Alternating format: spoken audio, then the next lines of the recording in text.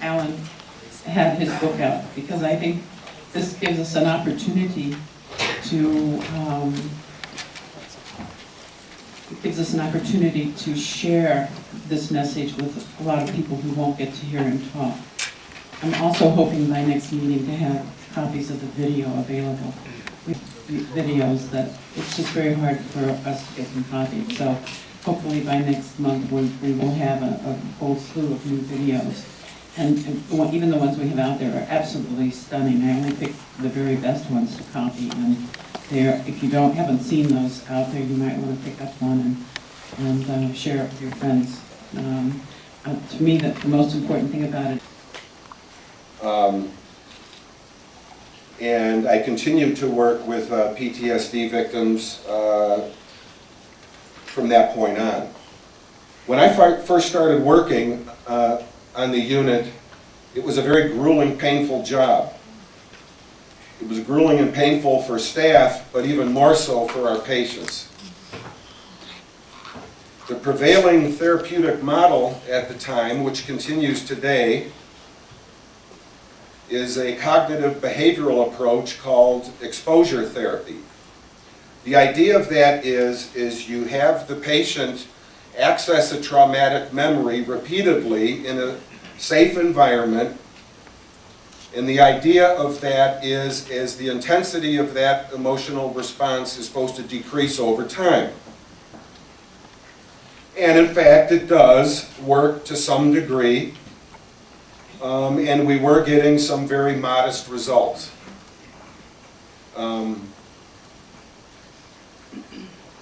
Another problem with that particular approach is that the results did not seem to hold up over time. On a scale of 10, which I use frequently in therapy, where 10 is the highest distress and 0 is no distress, we might get a traumatic memory that's a 10 down to a 7 or 8, maybe if we're lucky a 6. But then during the anniversary time of the year where that trauma happened, or a sudden reminder of the traumatic event, that 6 or 7 would jump all the way back up to 10 again. So it was painful, it was difficult, but the staff at North Chicago were very dedicated. It was very much a family atmosphere. Staff there were absolutely wonderful and still are. They truly care about their patients. And the patients very much care about and trust the staff. It was a wonderful, wonderful place to work. In addition to desensitizing the traumas with exposure therapy to some degree, we also provided an environment where these veterans would not be judged by others for their actions in combat, and they would have support from people who have been through similar experiences. Many times when vets came in the program, they thought they were the only one having this kind of problem.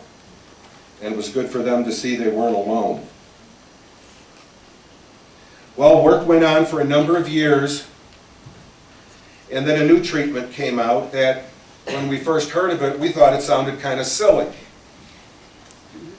And the name of this treatment is eye movement desensitization and reprocessing, or EMDR. We just call it eye movement for short. When we first heard about this, we laughed it off. Something as complex and as difficult as post-traumatic stress disorder simply couldn't be alleviated to a great degree simply by waving your hand in front of somebody's face. It didn't make any sense to us. But we were at least open-minded enough to give it a try. And we were absolutely astonished by the results right from the start, even before we were officially trained. We were finding that in a single 90-minute session of EMDR, we were able to desensitize a traumatic memory to a degree that we had not been able to desensitize to using exposure therapy for the lifetime of the PTSD unit. We are oftentimes doing it in one session, what we couldn't do in 10 years. It was absolutely astonishing. It was a kind of a difficult, painful place to work, and we were always dragging around, and we'd go home tired.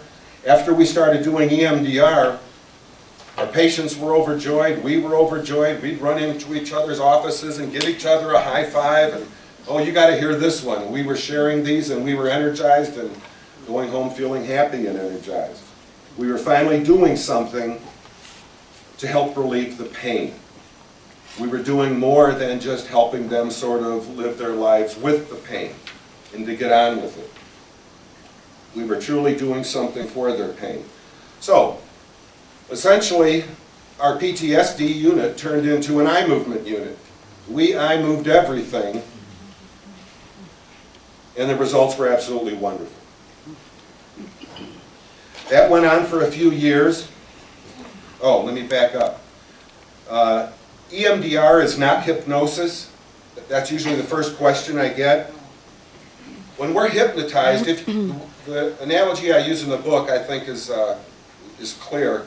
If you think of consciousness like a film projector and a screen, and pictures are running all the time, what hypnosis does is it slows down that conscious projector, gets a person in a relaxed and focused state,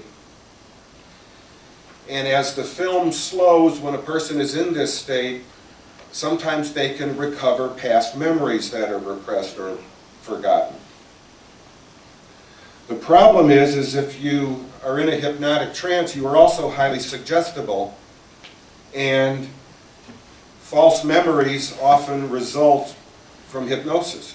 People put things on the film that don't belong there, that never happened. And I believe false memories are a real syndrome. EMDR, on the other hand, actually increases brain processing.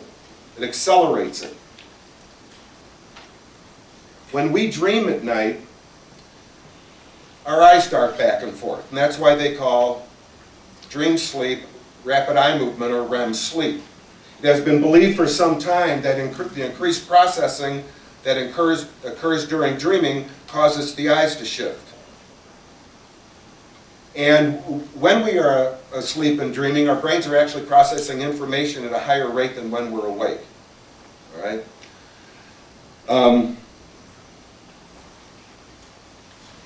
The discovery of eye movement, therefore, seems to be, and the discovery was made by Francine Shapiro, psychologist in California, in the mid-1980s.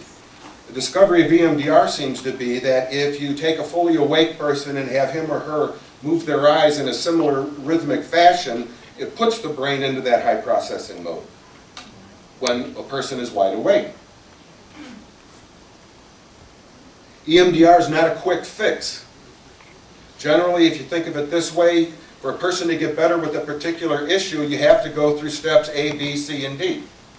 With usual talk therapy, you might move from A to B, slide back to A for a while. You might make it up to C and then slide back. And you might get to D for a little while. Might fall all the way back to A again.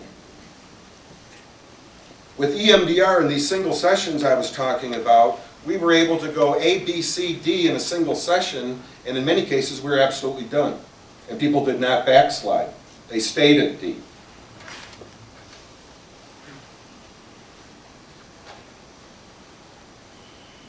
So, we're happy, we're doing EMDR, our patients are happy.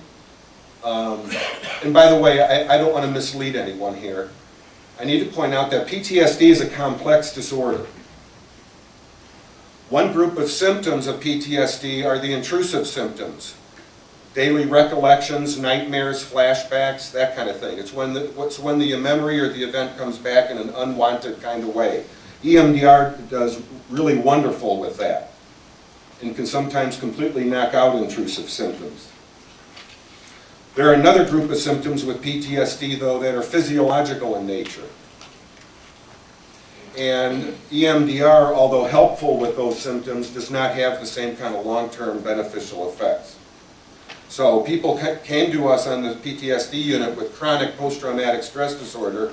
When they left, they still had PTSD, but their most traumatic memories no longer intruded in an unwanted and painful kind of way. Essentially what EMDR does is it takes the reliving component out of the memory. Patients say things after EMDR like, you know, I can still remember what happened 35 years ago. I remember everything that happened, but I don't feel like I'm reliving it all over.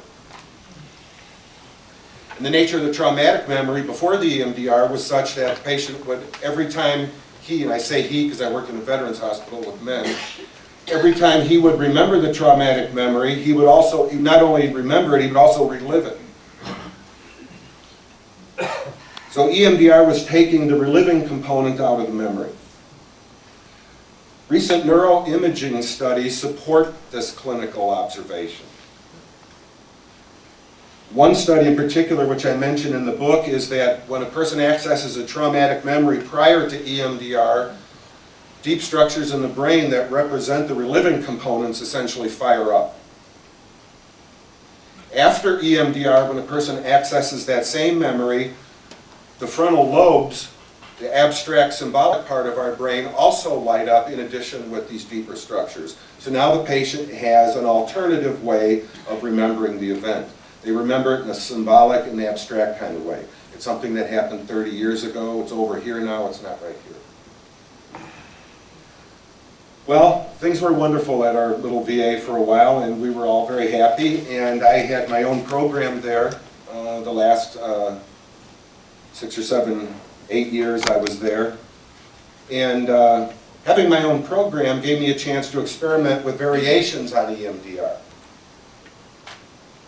Probably 95% of everything I tried made no difference or made the procedure not work as well.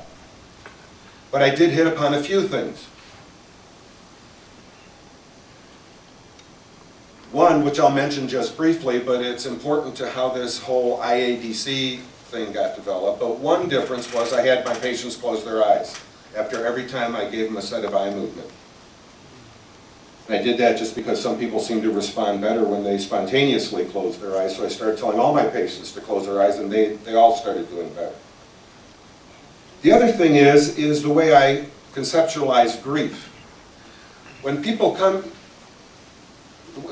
came to see me and they had grief or trauma, when it came to the grief part of it, there are generally a variety of feelings people feel, people experience.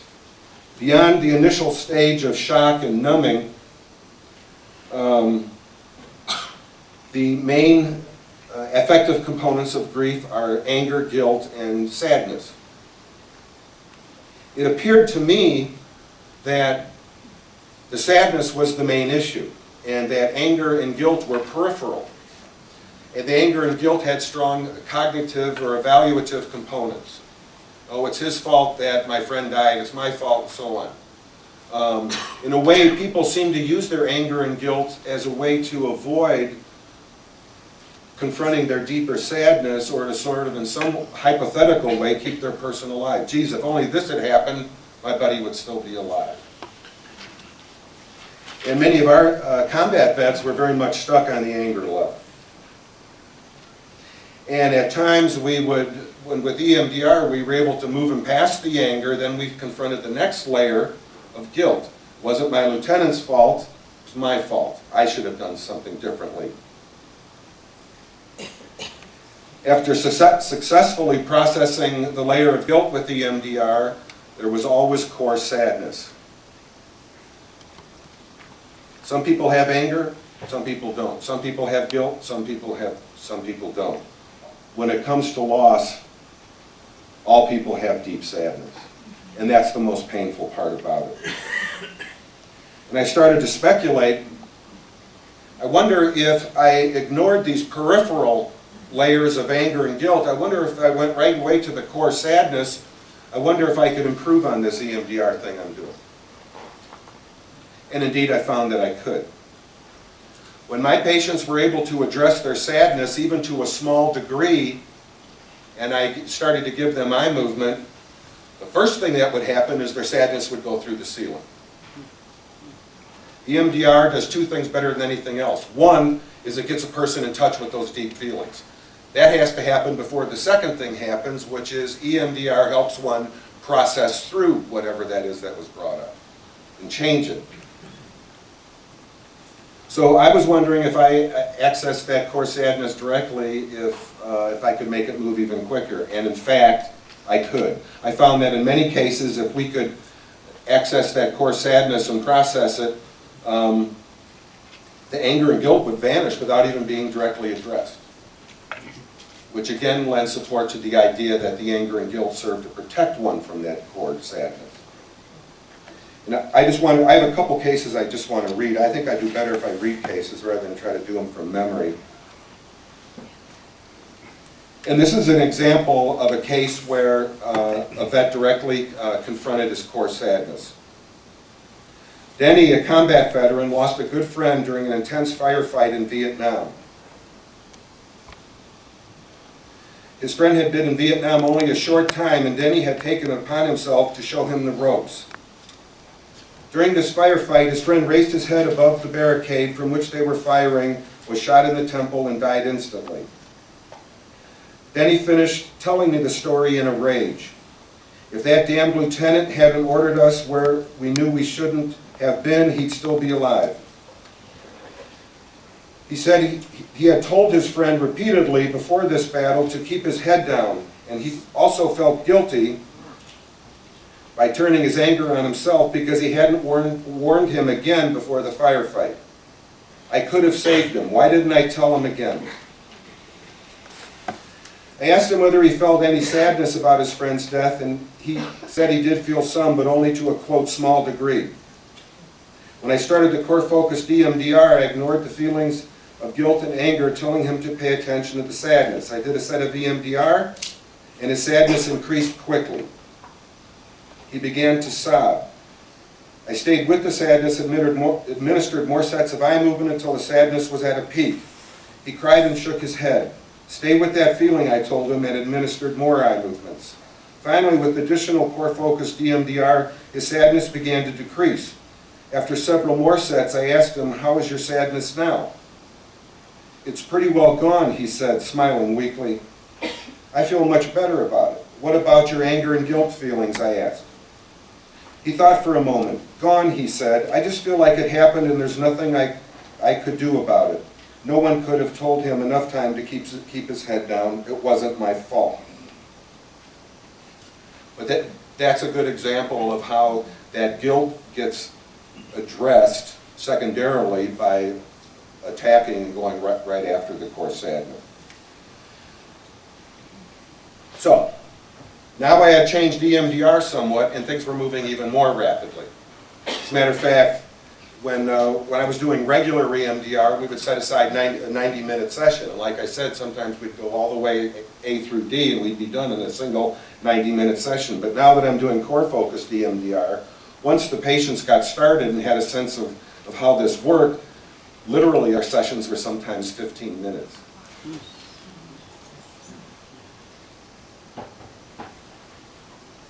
So we were real happy about that. And other staff, other professionals on the unit were very aware of what I was up to, and they made changes, and they were getting great results too.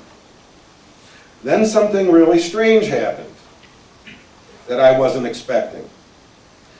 When I was using core-focused EMDR, about 15% of my patients reported that they had made contact with the deceased person they were grieving during the session. And the first time that happened, I thought my patient just hallucinated. I didn't know what he was talking about. I didn't learn this stuff in graduate school.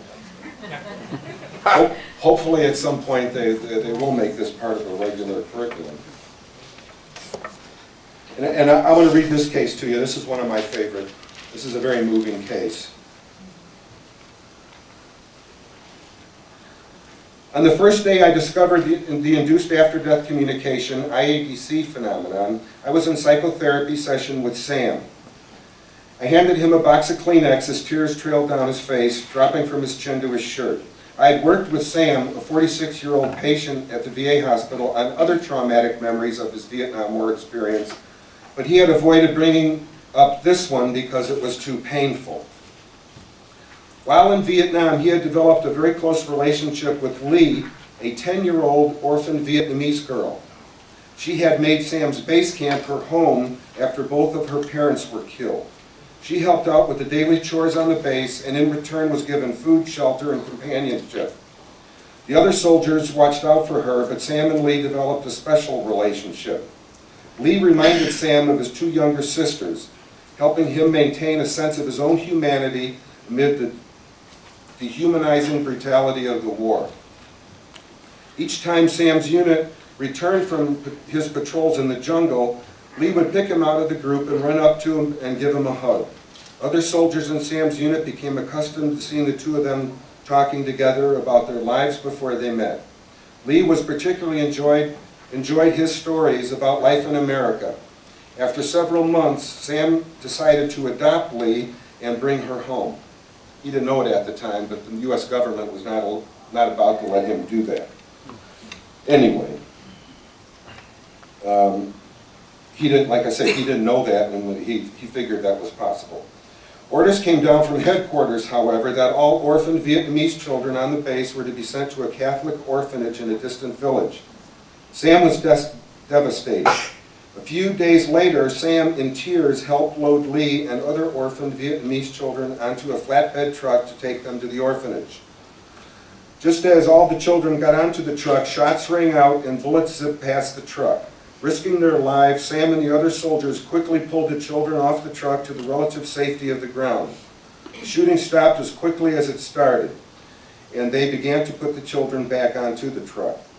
Nearly all the children were back on the truck when Sam realized he didn't see Lee. He walked to the back of the truck and saw her lying face down with a spot of blood on her back. Sam rolled her over and was horrified to see that her front torso was blown open from a bullet that had entered her back. Sam sat on the ground holding her lifeless body and cried. Other soldiers eventually had to pull Sam away and take Lee's body to bury her. This incident was Sam's psychological undoing. For the remainder of his tour in Vietnam, he numbed the pain of his profound loss with anger and rage, volunteering for dangerous patrols to kill any enemy he could find or be killed himself. After Vietnam, he returned to the States and fathered a daughter, but then avoided her for years because she triggered anger, guilt, and deep sadness over Lee's death, and gruesome images of Lee's dead body. For nearly 28 years, Sam spent most of his days secluded in the basement of his home, separated physically and psychologically from his family. To help him open up and work through the grief that was dominating his life, I decided to use core focus EMDR. Sam sobbed quietly from the overwhelming pain of his grief. I asked him to focus on his sadness while I administered the first set of eye movements. As expected, the sadness that had held him isolated in grief for 28 years increased notably. I gave him more sets of eye movement and his sadness began to decrease. While tears ran down his face, I administered a final set of eye movement and asked him to close his eyes. Neither of us was prepared for what happened next. The tears that had been flowing from his eyes suddenly stopped. He smiled broadly, he giggled softly. When he opened his eyes, he was euphoric. When I closed my eyes, I saw Lee as a beautiful woman with long black hair in a white gown surrounded by a radiant light. She seemed genuinely happier and more content than anyone I have ever known. Sam's tear-reddened face glowed. She thanked me for taking care of her before she died. I said, "I love you, Lee," and she said, "I love you too, Sam." And she put her arms around me and embraced me. Then she faded away. Sam was ecstatic and absolutely convinced that he had just communicated with Lee. I could actually feel her arms around me, he proclaimed. As Sam's a psychologist, I wasn't sure what to make out of what he was telling me, and so on. But anyways, that was the absolute very first time this happened. And I had believed that Sam probably hallucinated, and for that reason I was worried about Sam. Hallucinations are generally a sign of a more serious psychological disorder. So I stayed in touch with him and kept an eye on him, and I was surprised when I found out that his joyous state at the end of the session had maintained. Not only maintained for the rest of the day and the weeks to follow, it had maintained for months. As a matter of fact, in a phone conversation with him, I think it was a year later, he said that he was making up for lost time with his daughter. His daughter no longer triggered this traumatic memory for him. So he was making improvements in his family relationships with not any assistance from anyone, except Lee, perhaps. But anyway, this went on and on. And like I said, about 15% of my patients were reporting these experiences. The other 85%, after going through the core-focused EMDR procedure, were leaving my office feeling a considerable relief, but not the same upliftedness that the people who were having this experience were experiencing. So I went back and looked at my notes. I wondered if I was doing something different in these 15% of the cases. And I went through all my notes, and I saw that indeed I did. There was an extra component that I had added to this 15% group. And what it was is I gave each of these people an extra set of eye movement without providing any specific instruction. At the time, I was thinking, well, you know, this is working so well, I'll just give him another one. Give him some dessert. You know? Maybe in one case, maybe to promote relaxation. Another one just because I felt like doing it. I don't know. But there was always that extra set of eye movement after the sadness had completely processed. So then I thought, I wonder if that's it. So I have one more case to read to you. This is the first time I intentionally induced the experience by adding that extra component.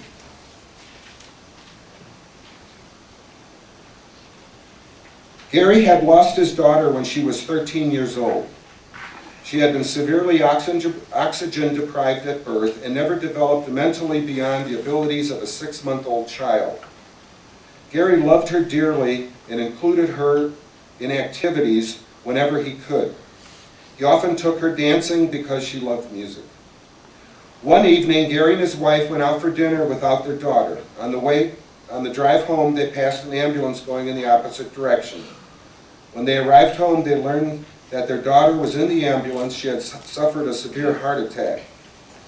They rushed to the hospital where they learned that her heart had stopped beating for some time and she had been placed on life support to help her breathe. After a few weeks, she showed some signs of breathing on her own, so Gary and his wife made the hopeful decision to take her off the respirator. The day she was taken off the respirator, she struggled to breathe briefly, then died in Gary's arms. Gary sat in my office crying softly as he finished telling me his story. I explained the new procedure to him and the results other patients had achieved. He was interested in giving it a try, but was sure it wouldn't work for him because he was an atheist and didn't believe in such things.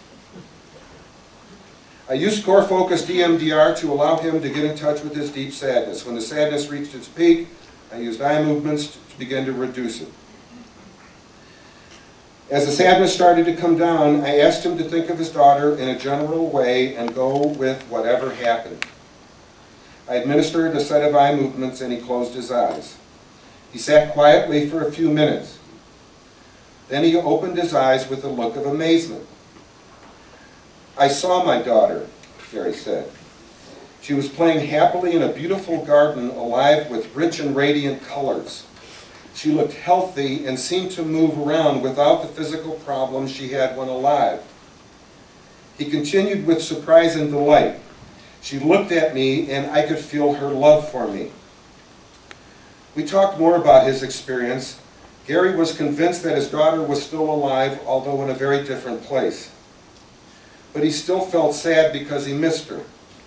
I told him to keep that thought in mind while I did another set of eye movements. After the eye movements, Gary closed his eyes and after a few moments, opened them with a smile. He said, I was in the garden again, and I could see Julie looking at me. She said to me, I'm still with you, Daddy. He paused and looked at me. That was really wonderful, you know. She couldn't talk when she was alive. Gary left the session feeling joyous and reconnected to his daughter. Actually, when that 15%, I was able to improve on it. I was able to get it all the way up to 98%. I thought that was so absolutely wonderful. I had never had such perfect, near perfect control in the psychotherapeutic session in my life. And now these people were having experiences they thought were really the afterlife. And the idea that it could be done so reliably was absolutely amazing. Well, the bad news is when I eventually retired from the VA hospital and went into private practice, I did that because we were doing this stuff secretly in a building on the VA.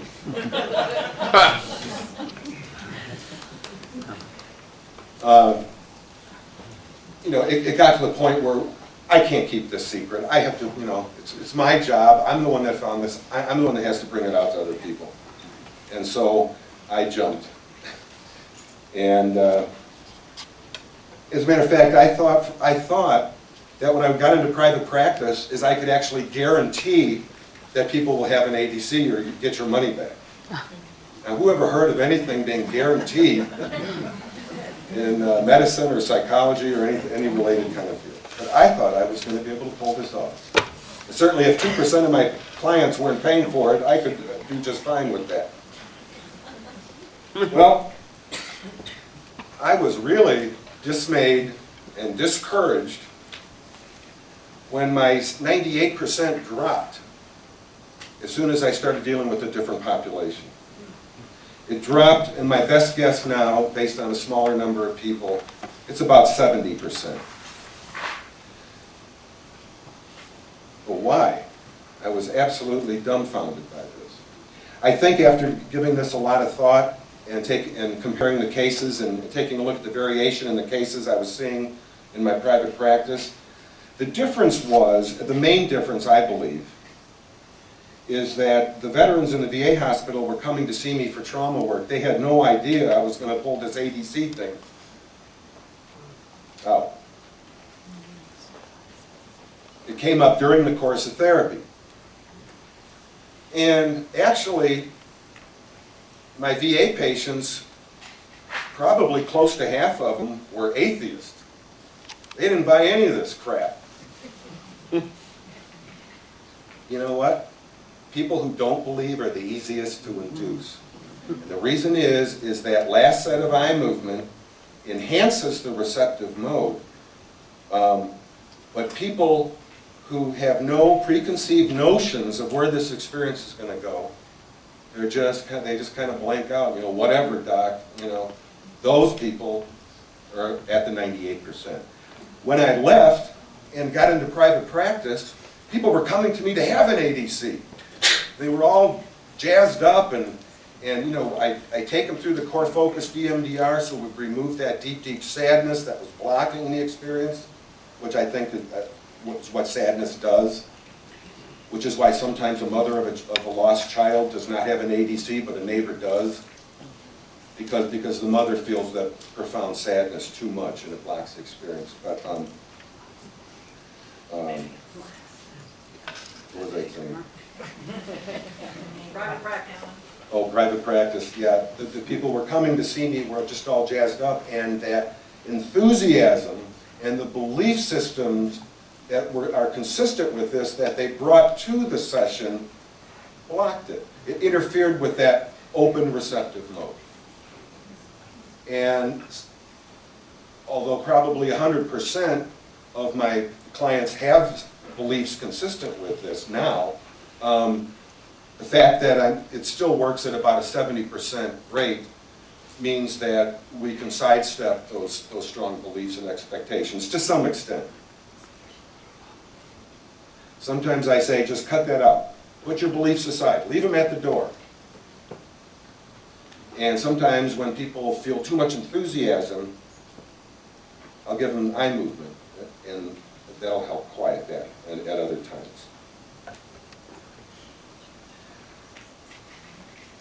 As I've said, what a person believes beforehand really makes no difference, except for the fact that if you don't believe, it's actually easier.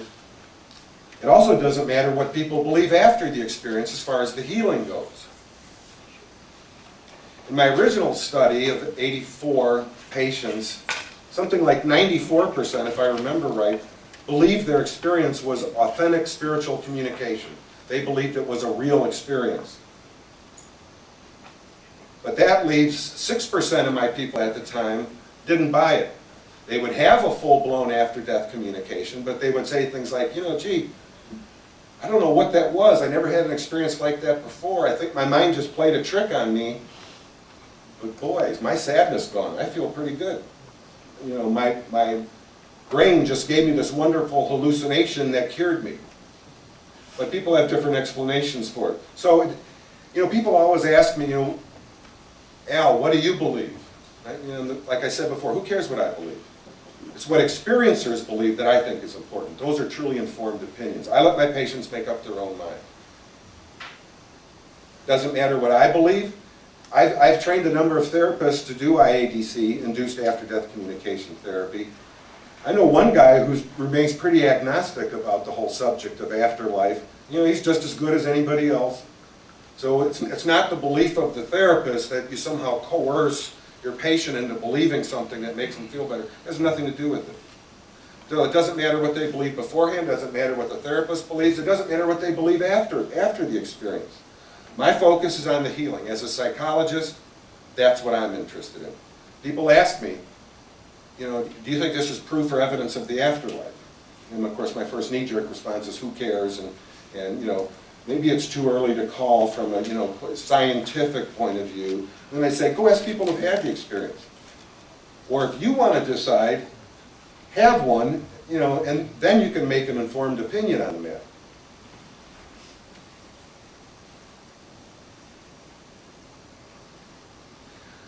I and my colleagues have done thousands of these at this point.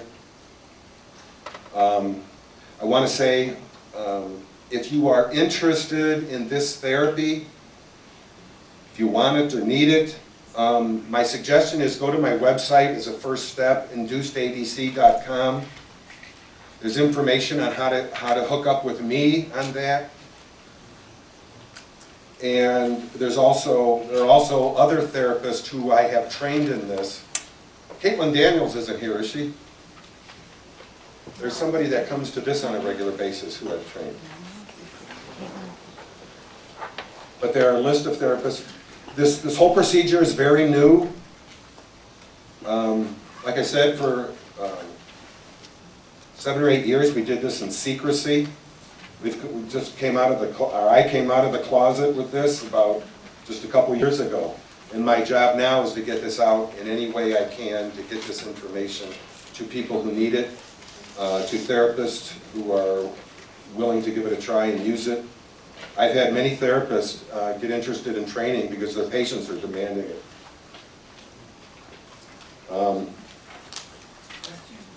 This book, it only took me 10 years to do this.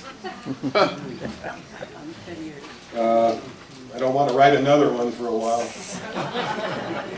It's not the writing part, it's the literary agents, the publishers, and you know, finding a good writer. And, yeah. Have you used it for any life-threatening illnesses? Well, I heard before coming here that there might be some hospice people here. I don't know if that's quite what you mean. People with terminal illnesses. Cancer? I think that this would be absolutely wonderful in a hospice setting. I would love to get hospice people interested in this. I would love to train. By the way, I can only train therapists who are already EMDR trained. So, you know, please don't call and say, hey, can you train me? I can train you if you're already officially EMDR trained. Otherwise, I can't. For professional, ethical reasons, I don't want to get in trouble with the EMDR folks who have their own certification and all that. I can't do that. Plus, my training starts where regular EMDR leaves off. So, I can only train people who are EMDR trained. I would love to have somebody in a hospice situation. Now, this therapy would obviously be good for staff and family members when patients die. I think it would also be very soothing and helpful to people who are terminally ill. The problem is that might not look good in hospital numbers. You know, when Dr. Botkin comes around, you know, our patients seem to die quicker.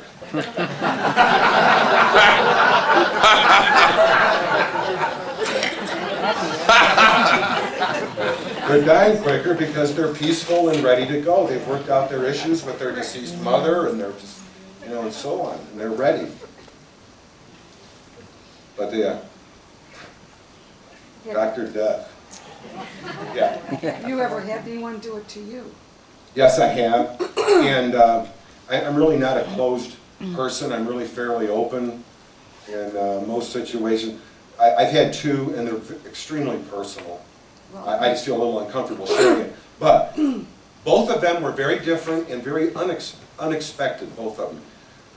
What makes this different from imagination and fantasy, and you know, I have a whole chapter on that. It's a long, long story, but you know, when people imagine things or go through wishful thinking, it's generally consistent with the experience is consistent with their expectations. With induced after-death communication, it almost always comes as a surprise. And that by the time I got around to doing it, I had probably induced 1,500 ADCs at that point. You know, and I got, my two experiences both surprised me. They were both very different, both surprised me very much. did you feel healed is the question. Yes. In the reading, Did I feel healed? This guy right here? Yes, when you were doing the sessions, that when you first found out about it, did you do any type of follow-up during the sessions with like encephalograms and that type of thing, any brain monitoring to see if...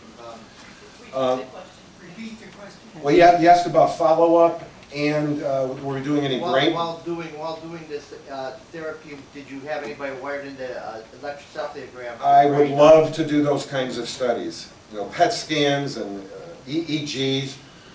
I would love to have somebody do that while a person is being induced.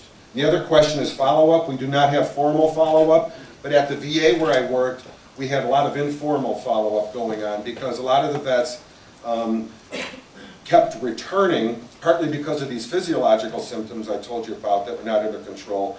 Plus, many of our veterans had as many as 50 and 60 traumatic events happen to them. So even one inpatient stay at a hospital, if they really worked hard, they might get through 3 or 4 of them. And, you know, we're short-staffed as, you know, typical government kind of position. So, you know, people would come back. So I always ask, and sometimes I would call, you know, how you doing with such and such? And in my own personal experience and the experience of my therapists that I've trained, it holds up in every case. As a matter of fact, one reason why it holds up when it comes to traumatic grief is that when people have a traumatic issue, images often stick in one's head and keep coming back on a, you know, awful, gory, bloody kind of scene where people saw terrible things. Those images don't go away, and they keep intruding and coming back. When people have an ADC, induced ADC, which is the same as an ADC, only it's induced, the ADC image replaces the traumatic image. It literally replaces it. And I think that's why it holds up so well over time. Like people will say, you know, people would come in and say, you know, for the last 30 years, you know, I see my friend laying in half, blown apart from a rocket he just got hit with.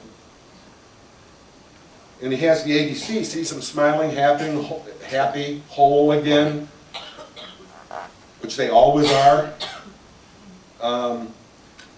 The guy would say something like, you know, I can't even get that. I'm trying to get that bloody image back, and I can't. It's not there. Or it seems real far away now. It's not here. It's like it's fuzzy. It's not in color anymore. It's black and white, and it's off in a distance somewhere. One more? Okay, well, this is a two-part question, okay? Would it be I'm not good on two-part questions. By the time I think about this, the second question, I forgot. This is basically, would it have been that the military people had more, and you might even answer this when your last statement touched on it, the military people had a worse incident or of trauma? Trauma vices a civilian. Well, you know, do combat veterans have more severe trauma than civilians? Well, I'm thinking that when they remember it, they're under the stress of, say, a firefight, this type of thing, whereas Well, a civilian yeah. might see somebody get killed in a car accident, but the overall, the area around them, it's that moment where it's a whole, they're already emotioned up, very tensed up. I would say combat veterans just have more traumas. The intensity in a civilian trauma can be just as bad. And have you ever had? And I've worked with some people that have suffered awful losses with children and so on. And have you ever had any go south on you? When you've induced this, have they ever seen, you said it's all the time so far, it's always been. It's always positive. Always positive or negative. Out of the thousands of cases I and my colleagues have done, it's always positive. Thank you. Always. Now, I'm not saying it will always be, but it always is. My favorite case, which is in the book, this guy was real high anxiety. He was wanting to work on the death of his brother.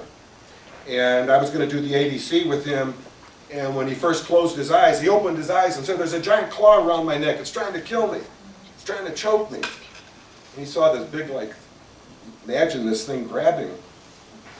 Well, somehow, some way, I encouraged him to go back and see what it was. He's like, "Are you sure, Doc?" But he went back, and it was his brother giving him a hug.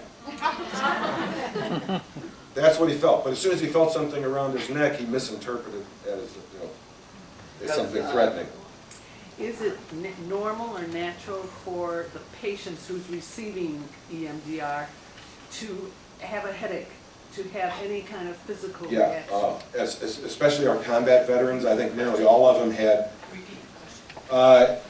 Is it common for my patients to have headaches during the session? Yes, or Yeah. that the EMDR gave them Yeah, headaches. yeah. Part of the standard EMDR protocol is to pay attention not only to what's going on in the head, but what's going on in the body as well. And sometimes people experience their emotions in their body. And headaches, particularly among the combat veterans, were extremely frequent. And what you do is when you get a headache, when someone says that to me, and I always say, if you start to get a headache or something hurts, tell me, ahead of time. All you do is you eye move the headache, moves aside. This, EMDR is the most wonderful treatment for tension headaches.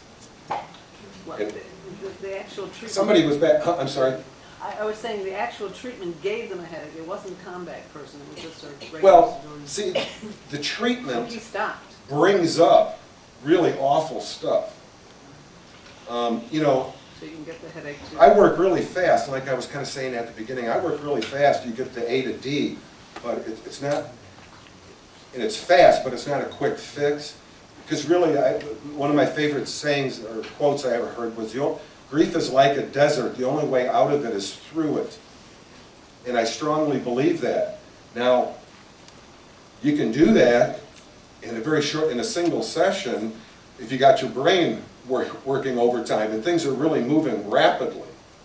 And part of what EMDR does, again, is it brings up very stressful, very traumatic, very sad kind of things, and it gives people headaches during the session. So the eye movement really doesn't give the headache, but it causes the headache by what it brings up. Thank you. Yeah, back there? Trying to keep up with research, reading. Someplace I read about a session, ADC session, where the therapist was working with somebody, but then another therapist came into the room and went right along with what she was doing and experienced what she was experiencing. Do you know about that? Yeah, where'd you hear about that? I read it. Yeah, that's in my book. I Yeah. read it a long time ago. Well, good. There's this concept of the shared IADC. And this is another thing we stumbled completely onto. And this is probably the most remarkable aspect of this whole thing, not so much from a healing point of view, but from maybe a scientific kind of point of view and trying to figure out what this really is. By mistake, I had an intern who was a very good intern, a pre-doctoral intern. I was training him in EMDR and IADC, and he got very good at it. And one day a patient presented a traumatic loss, and we went to do eye movement, we left the group where the patient presented to go into my office to do eye movement. And the intern said, hey, you guys, can I come along? I've got nothing else to do. Can I what? Now, he's already seen this before. He's good at doing it, but he just wanted to sit in on it. So anyways, he's over to the side, and I'm working with my patient here. We don't see him, but he's sitting over there, and for some reason, I think it was he just wanted to relax himself a little bit, which eye movement can do. He closed his eyes and started giving himself eye movement. Well, what happened was, he completely eavesdropped in on my patient's IADC. He saw the whole thing. And it was a very unusual ADC. It wasn't your usual smiling face and I'm okay. It was a kind of a nature scene with willow trees and a pond and cattails and all this. And they saw the exact same thing. There was one thing they didn't see the same. My intern at one point said, did you see the ducks flying overhead? And my patient said, I didn't see any ducks. Now, to me, that made it even more believable. You know, if I put two people in the back seat of a car and drive them down a city block, and then at the end ask them, okay, what did you see? You're not always going to see the exact same thing. And the fact he said, no, I didn't see the ducks, also indicated to me that they were being honest in their response and not trying to just, you know, report the same thing. After this, we tightened it up a little bit, where the observer would write down the experience before he said anything. So then before my patient, and then the patient would talk, and it would fit what the observer had already written. I know a psychologist who a couple times she closed her eyes while she induced an ADC with her patient. She closed her eyes and watched it. So that indicates to me either two possible things are going on. One is the afterlife is a definite spiritual reality that exists independent from us. That's why two people can see the exact same thing at the same time. Or these two people are somehow magically and telepathically sharing the same hallucination. Now that seems less reasonable than the afterlife. Way back. Regarding your book, if you're not a therapist, what does your book give someone like me who's a layperson? What would I benefit out of reading your book, other than learning more about, what do you write about? Do you write about the technique? Do you write about your stories? I think there are 84 stories in the book. I have the technique spelled out in an appendix for people who are already EMDR trained, and I wrote that appendix so only people EMDR trained would be able to understand it. And I really wish I could have written a book that gave away the technique to everybody. I'd be rich. I wouldn't have to work anymore if I had a book that could do that. But I can't, because EMDR is just too powerful. Even a seasoned therapist who has a relatively minor problem, it's not a good idea for that therapist to do eye movement on themselves. Because you can pull up something very emotional that's going to make it difficult for you to sort of steer your own ship at the time and go to the place you need to be going and so on. Please do not try this at home. Seriously. EMDR is, I mean, it's a wonderful discovery. It's absolutely the discovery in psychology in my lifetime, and probably for the history of psychology. It's very, very powerful, and that's why it works, because it's so powerful. But it's not something you play around with. It's a little bit like doing emotional surgery. You don't want to do surgery on yourself. The same thing has happened in past life regression group things, where people can see each other's. Oh, yeah. Yeah, same Huh. thing where, how it happens, I don't know, but yeah. I know Raymond Moody talks about it in The Last Laugh, which is kind of an unpopular book. But he does mention the idea of the shared NDE, where family members bedside, during the passing of someone in their family, they share in going through the tunnel and meeting the deceased and so on. So it cuts across a number of subject matters, this observation. I think this over here. Thank you. How much time do you recommend you should pass before one comes to see you after a very traumatic Okay, that's a very good question.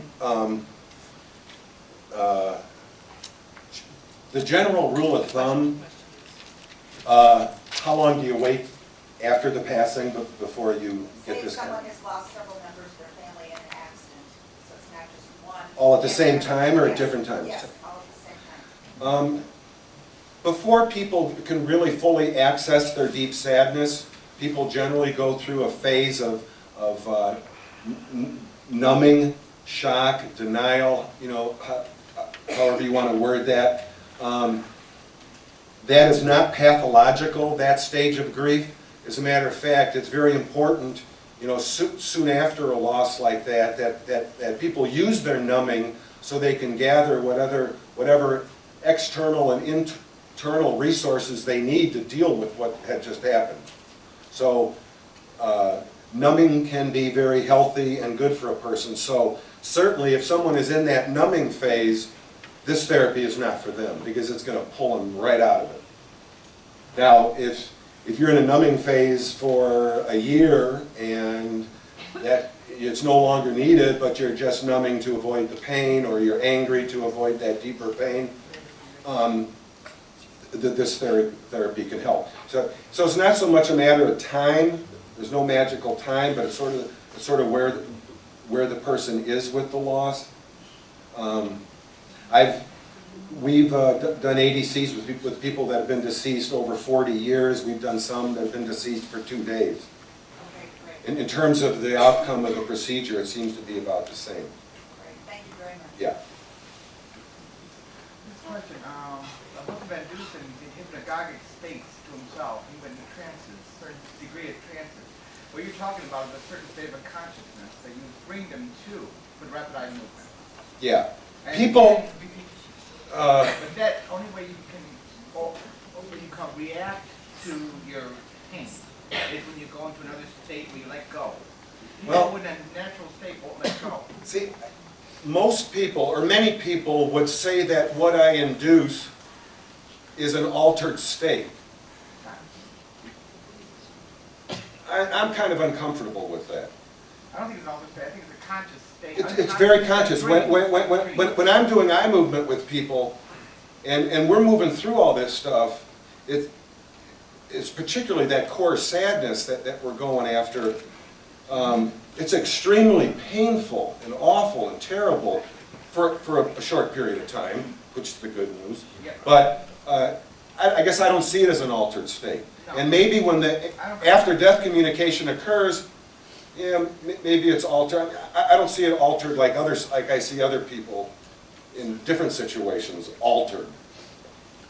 It seems more natural. You know, people who have spontaneous ADCs, you know, ADCs occur spontaneously in 20% of the population.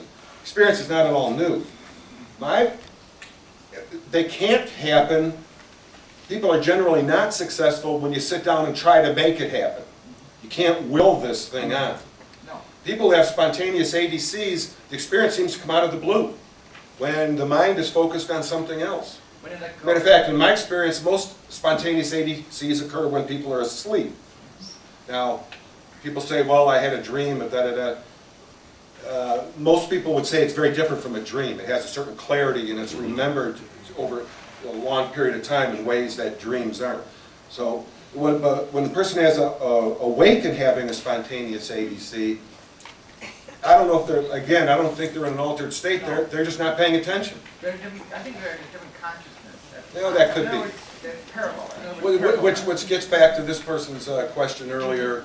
You know, we need to do brainwave stuff to find out, you know, really what's going on. I'm just guessing at this point. That dream state would be the REM state that naturally occurs Right. when we Right. are asleep. Right, then. right. Thank you. Have you done any of this work on people who are stuck in depression? Does that help to? Have I done this with people in a depression? Yeah. That's an excellent question, and I'm glad you asked it. Sometimes unresolved grief and trauma causes depression. As a matter of fact, all the PTSD guys I work with, I think 99% have also depression.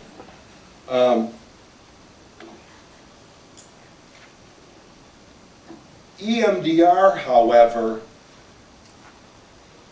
when you use EMDR with a person who's clinically depressed, what happens is it's 2 steps forward, and then a couple days later, it's 2 steps backwards again.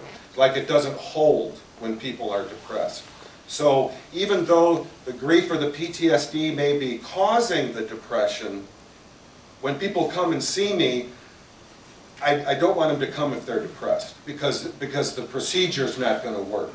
In fact, I tell people either get on a medication or stay on the one that you're taking, and you can think about coming off after our session, because you might not need it anymore. But before you come, stay on it.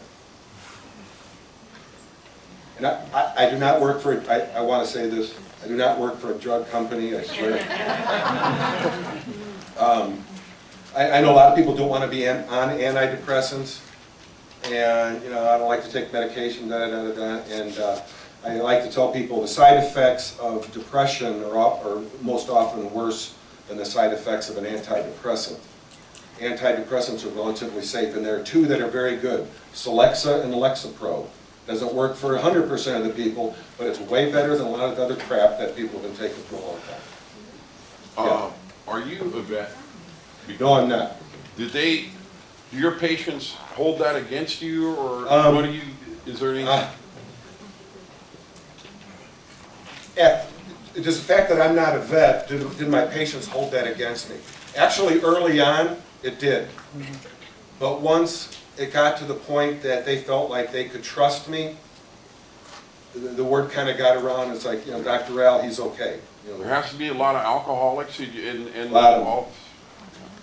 I used to tell my vets, I said, I hear your war stories all the time, and I say, I can't help but wonder how I would have reacted. Right. Yeah, and I said, I got it all figured out.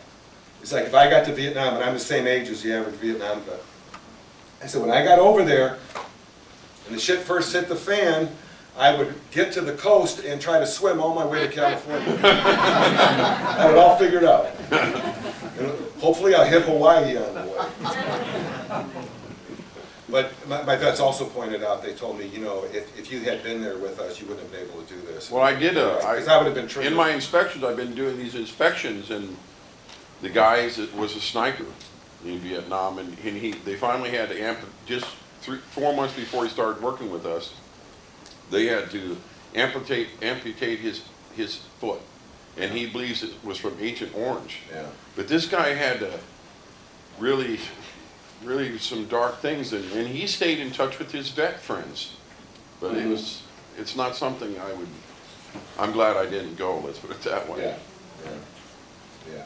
And I always, at the time I was kind of against the war, and my parents were ready to ship me to Canada. Oh yeah. I'm like, cool. Yeah. Horrible. But you know what? These guys also got spit on when they came home. And they couldn't get jobs and so on. He told me about that. He told me at the airport. These guys took the brunt, put all the guilt on their shoulders, while everybody else who sent them there sent this 18-year-old kid there. Right. They're going about living their lives and making money, and they're happy. And the Vietnam vet's carrying it all on his or. And Iraq is worse. And here we go again. So, yeah. I really have the greatest respect for these guys. I really do. Even though I was ready to go to Canada and all this kind of stuff. Right. They didn't declare war. No. They're the ones that suffered all the pain. Yep. And they also, in my particular situation, I really admire them for their courage to really go after their pain. These guys really went at it. Yeah. I'm intrigued by what you've shared with us, and when I introduced myself, I explained that I remember lost you. a daughter, a Yeah. wife, and my son just died in February. I like what you said about grief being similar to a desert, that it's something that you have to pass through. The only way out of it is through it. Right. When I think about my experience over the last 15 years, the reading that I've done, the questions that I've asked, the people that I've visited, I am a richer, more complex, thoughtful, compassionate, loving human being as a result of walking through that desert. So my question is, if I were to have come to you and had this experience that transformed me in a 15 or 30-minute session, then would I have lost some of the complexities of who I have become as a result of that journey through the desert? Well, that's a good question. And don't ask me to repeat it.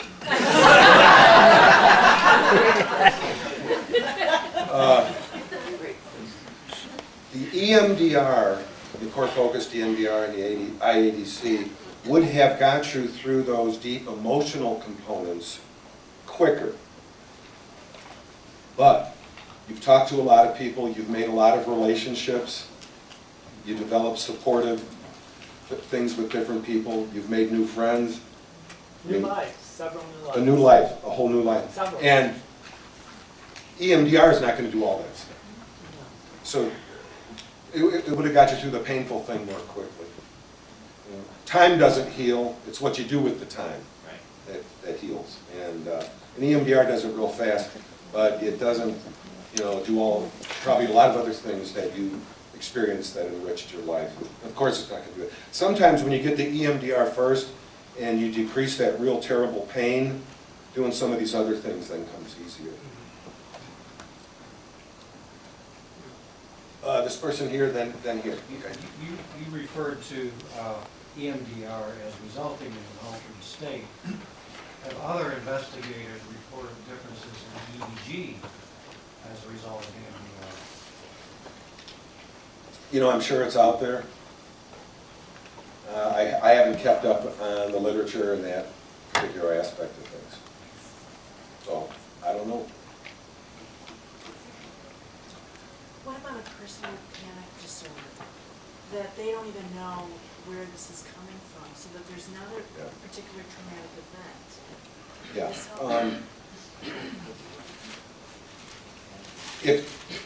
She was asking, if you didn't hear her, she was asking about panic disorder where there's no specific traumatic event, it just seems to come out of the blue. If there is something that's hidden there, EMDR would find it. But there's still a real good chance there's nothing lurking if you just have a panic disorder. And EMDR can help calm people for the moment, but probably the best single thing for panic disorder is to change your breathing, which I'm sure you've been taught. It probably works as good or better than anything else. Probably a little EMDR thrown in there might help you relax even more, but I would stay with the breathing.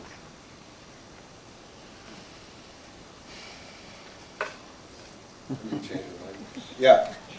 Do you have any idea of, say, what percentage of EMDR practitioners are also doing IADC, and what are the possibilities that many, many more will do so? And then related to that, how are you going to mainstream this in the practitioner world? I'm trying to mainstream it in a number of different ways. One is to get this book to the EMDR community, which I'm making some inroads into right now. See? You asked me, what was the first? IADC, what percentage? Oh, yeah. How many people I've trained in IADC? Are you the only trainer so far, or are there other trainers? I have trained a Professor Jan Holden, who some of you probably know, at the University of North Texas. I have trained her to train. And the reason is she trains graduate students to work with her on researching IADC. They have begun some preliminary work to do some very controlled scientific studies with ADC, and I'm so thrilled and happy with that. So in terms of mainstream science, that work has begun, and it's going to take a while to do all that. My main job right now is to get this out in the best way I can. The very best, probably the single most important thing I can do is train other therapists. So it gets out like this. And when I was at the VA for the last number of years I was there, I trained probably 30 pre-doctoral interns in IADC, all secretly. And I would say out of those 30, 28 or 29 were very good. Excellent. Boom, boom, boom. They were probably as good as I was in many cases. Problem was when they graduated and got their internship completed and they got their doctoral degree, these people just scattered, and I lost contact with them. So there are close to 30 trained people out there who are probably some of the best, and I have no idea what they're up to. Actually, the ones I kept in touch with have practices where they don't use it. It's not needed. You know, they're working in something else. On my website, there are about, I don't know, 10 or 11 or 12 people I've trained across the country that are both formally trained and available. And hopefully that list will grow. And I hope that interest in the professional community will be such that I would like to start training a large number of people and get it out there. And the more professionals I train, the more they can do research, and it just starts to roll, hopefully. Yeah. When a person comes to you, do you evaluate if this is the best modality Yes. for them to be treated with? Yes, absolutely. As a matter of fact, do I first evaluate people before they come to see me if this treatment modality is the best for them, right? Yeah. If somebody comes to see me and it's not appropriate, you know, I certainly wouldn't charge that person. I would apologize for them having to make the trip. Actually, about 90% of my caseload, and I'm not seeing a lot of patients or clients at this point, 90% are from out of town, or out of state. They fly in. They've heard me on a coast-to-coast AM, or they read the book, or they heard about me some other way. And certainly with those people, I don't want them to pay all the expense and take the time to fly to Chicago and then find out they're not appropriate. So I do a very thorough screening with these folks over the phone before they make any plans. Somebody over here. I think I was asking the same question as to what your passion would be right now, and it sounds like you just want to get it out there. Through training, is that correct? Through training? There are a number of things going on at this point. I actually have 2 documentary film producers who have got the wheels turning to get a documentary film made. And I missed by that much getting an Oprah's magazine. Next time. Which would have been absolutely huge. One of the producers had an inside friend, and this friend, one of the editors for O magazine, absolutely loved it, and she brought it to a high-level meeting, and the head chief editor said, no, it's too far out. What if we as a group wrote and asked and requested some? Why don't you just all go over to her house? Which one, yeah. I don't know if she answers her mail and email. I'm sure she gets, I don't know. Any help, you know. Is anybody here related to Oprah? It wouldn't hurt if we all did emails. It wouldn't hurt. Yeah. You'd be surprised. One of these producers has not given up. He knows somebody. If you heard my radio show the other day, I had 4 vets also speak, and they talked about their traumatic experience and then their healing with their IADC. Yeah, it was so powerful. And I've had, you know, those 2 producers came in. I had a writer from Philadelphia come in once, and in both of these they stayed 3 days, and part of it was me talking and explaining things and doing the procedure on them, and then one day it was all vets, where the vets came in and told their stories. And these people were absolutely blown away by the moving stories that veterans had. And this one producer thinks that would make an absolutely wonderful Oprah show, to have some real live vets who have gone through that kind of terrible suffering, but then also find healing. That's an important message for what's going on in today's world, with all these guys coming back from Iraq and Afghanistan. What radio? Yeah. What radio are you on? What radio? Oh, it was just, I do once a year on Coast to Coast AM. It's the Art Bell thing, but it wasn't Yeah. Art Bell, it was another interviewer. When was that? I was Saturday night from 1 a.m. to 4 a.m. I listened to it. I can remember questions way better now than I could. You were on this last Saturday? Yeah, I heard. Because I listened. did you? Very good. Oh, thank you. Yeah. The archive. WLS has an interesting show. I thought it was WLS, but this last show was on, WLS. wasn't it on 1000 a.m.? 1000 is Cleveland or Cincinnati, and when you lose the last hour in Chicago, they drop it at 3. Then people that know go over to Cleveland and listen to it there. That's 1100. Oh. And then we hear the last hour.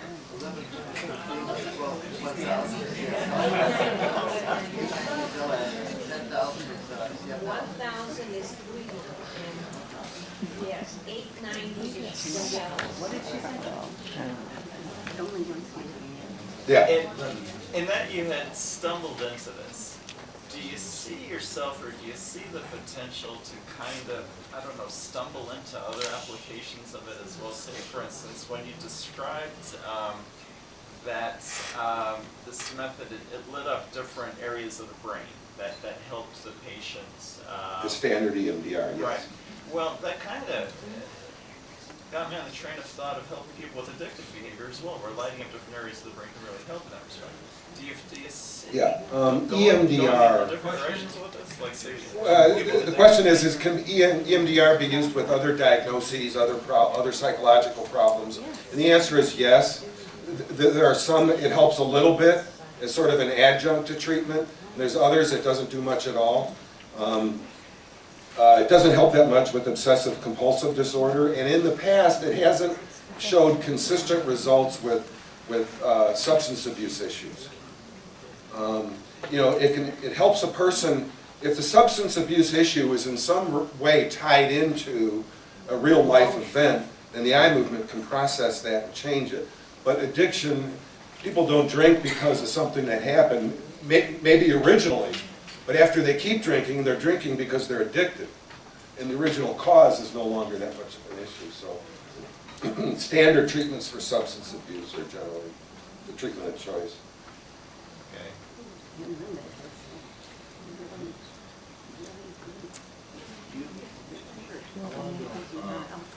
Get EMDR training.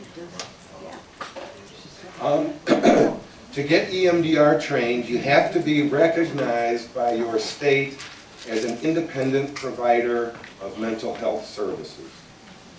What that means is psychiatrist, psychologist, social worker, MSN with a psychiatric specialty. And now, these days, there's a new counselor certifying program that's I think it's only a year of study and real life experience goes towards that degree. But people who have, is anybody here familiar with what that is? It's CTP or CPC. Certified, what is it? I think it's the CPC program. Certified Professional counselor. Professional Counselor. People who are CPCs are eligible for EMDR training as well. How long does the process take? I'm looking at your, wait, are you? Oh, I thought you were. I'm looking at your mouth and it's not moving. I heard you talk. I heard somebody. Like, oh, great, a ventriloquist.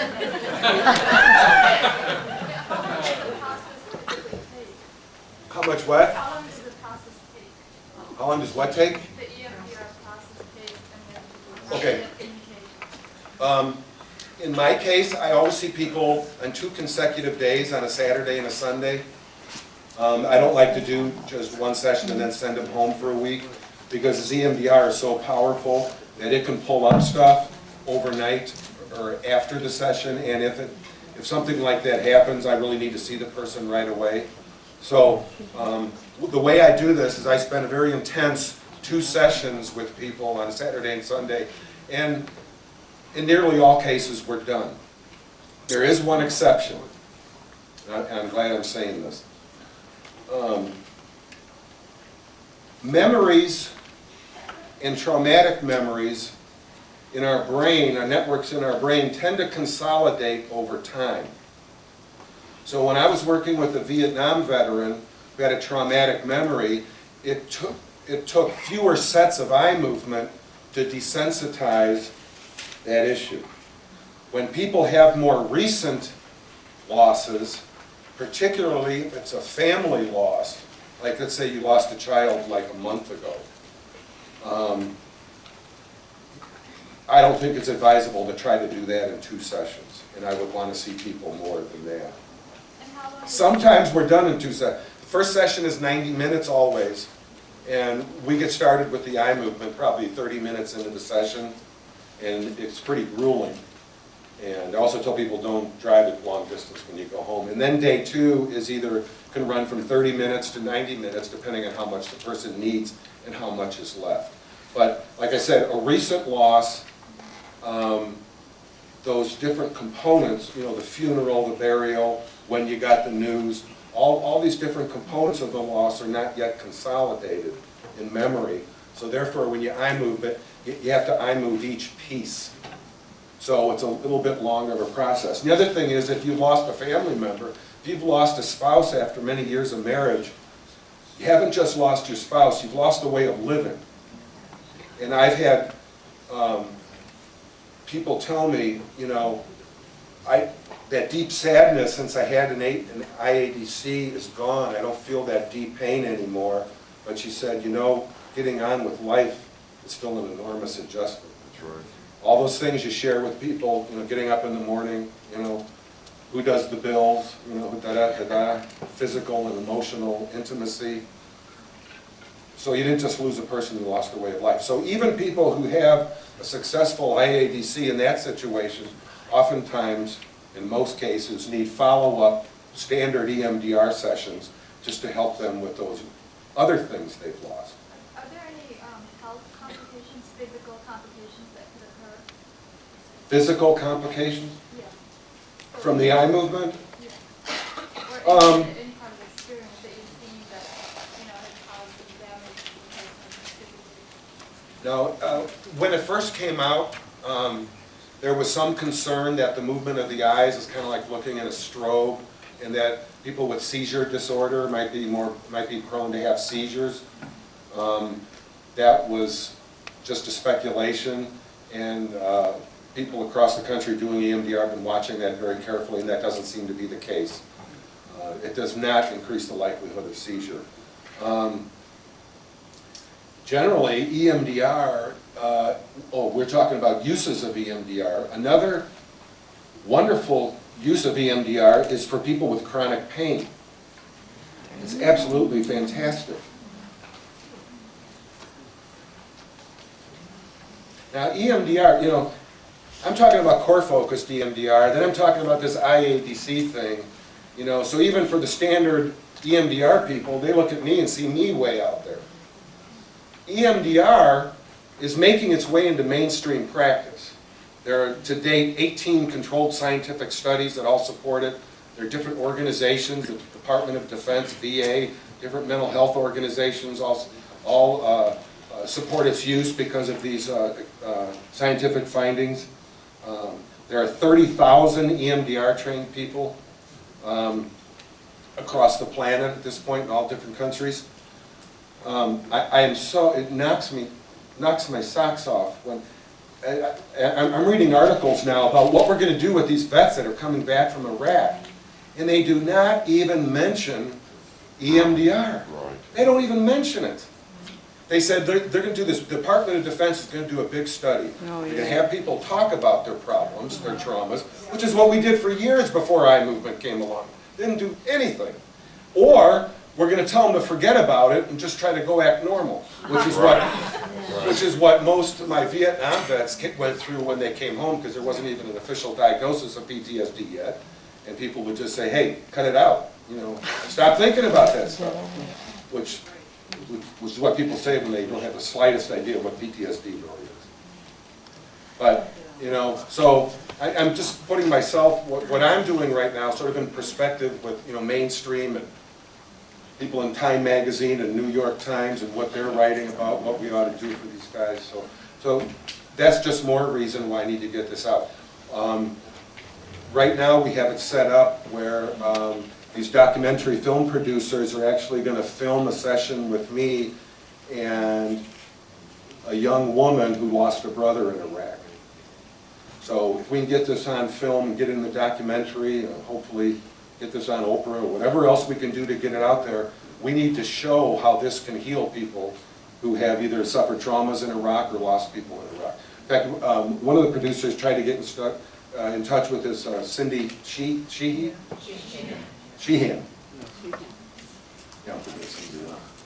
Yeah, Gold Star mother. I mean, we really tried to get, hey,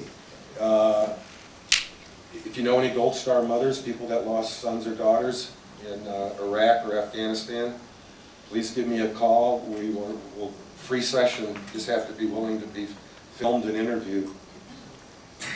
But we need to get this out to people who need to know it. Yeah.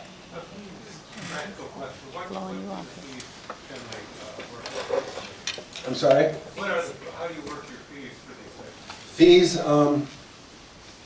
I was charging on the radio show, if you remember this. The guy, a caller asked me how much I was charging. I said I charge $165 an hour, which comes to $245 for 90 minutes. I said that's what I use. It's up a little higher now. It's like $190 an hour. And I said that real apologetically because it's a little higher than your average psychologist. Of course, you know, when the transmission on my car goes, you know, that's 5 times that price. But you know, I was kind of apologetic, and then another caller came in and kind of rescued me and said, you know, you should charge $1,500 a session. I understand Jonathan Edward charges something over $1,000 for 30 minutes or something like that.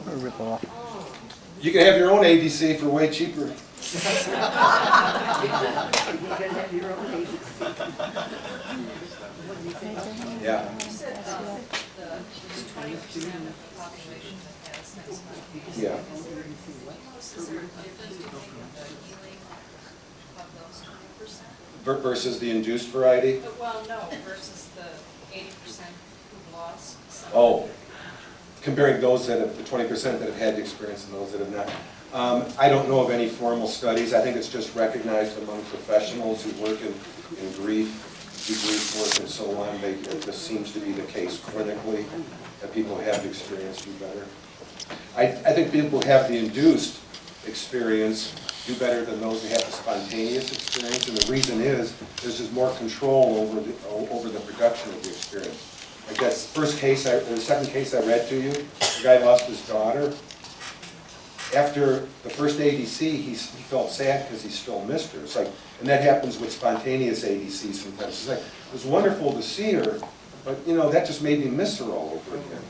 When you do the induced variety, you can go back and resolve that. You have that person take the issue back. You can continue to go back until you get everything resolved. Yeah. Medical profession charges $27,000 for one chemotherapy treatment. Yeah. So, Listen, my wife is more private than I am, but since leaving my day job at the VA and trying to build the foundation for this IADC thing, and not having that regular paycheck, we're really poor right now. So, $27,000, I'd love to have that. Maybe I could get that playing the lottery or something, but I couldn't do that in good conscience. People need this, and I need to get it out, and I need to be fair about my fee and all that. So. One last one. How long have you been doing this on your own? What is it now? Probably going on 3 years. And I was doing it at the VA for maybe 7 years. Yeah, that's about right, because my first accidental case was in '95, so that's 10 years ago.